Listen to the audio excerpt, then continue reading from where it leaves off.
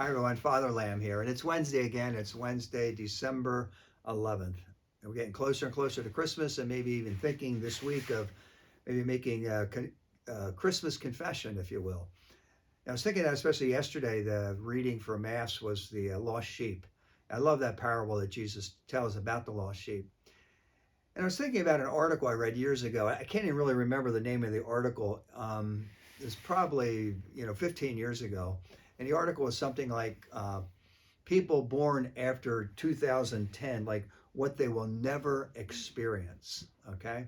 And one of the things listed, what they would never experience, is being lost. Being lost. For those of us who are a little bit older, before GPSs, now we know where we are all the time with our smartphones.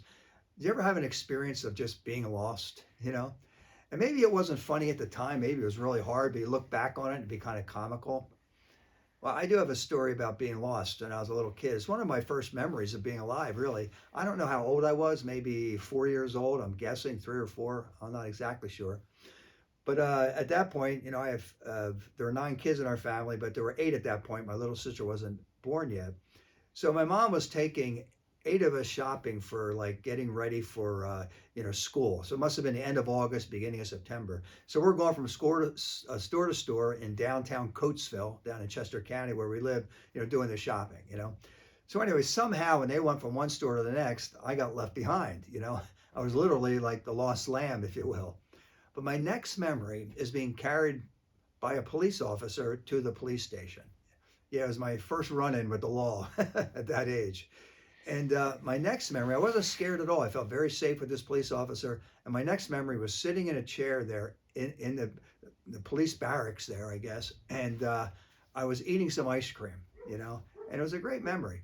And then all of a sudden, my mom came bursting in with all my brothers and sisters. My mom was very upset. And I don't know if she was so upset at losing me, or she just felt like a really poor mother, like losing her kid. you know and then to this day, whenever I see a police officer, I kind of crave ice cream. It's still in me.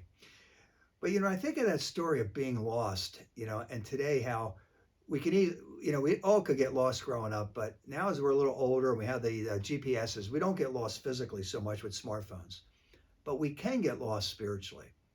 And there's no GPS to help us when we get lost spiritually. But we have the greatest getting lost story right here in the scriptures today when we listen to the story of the lost sheep. And you have to take this story personally. And at times we can say in our lives, I'm lost. And sometimes I hear people say that, Father, I am just lost. With all that's going on in my life, I'm lost spiritually. I just feel so lost. But here's the good news. When you and I internalize that story and we say to ourselves, I'm lost, but God came to find me. God himself left the 99 and came to find me. How cool is that? I was lost.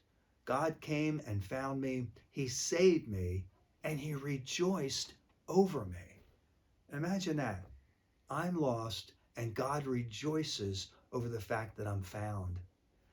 Not like we're found by a parent and they're saying, where were you? You scared me to death. No, God coming, leaving the 99, coming and saying, here I am. Thank God I found you. I've come to save you. I'm rejoicing in having found you.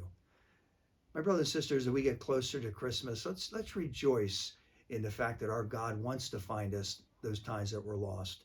And this is the greatest getting lost story in the history of the world. Our God finding us and saving us.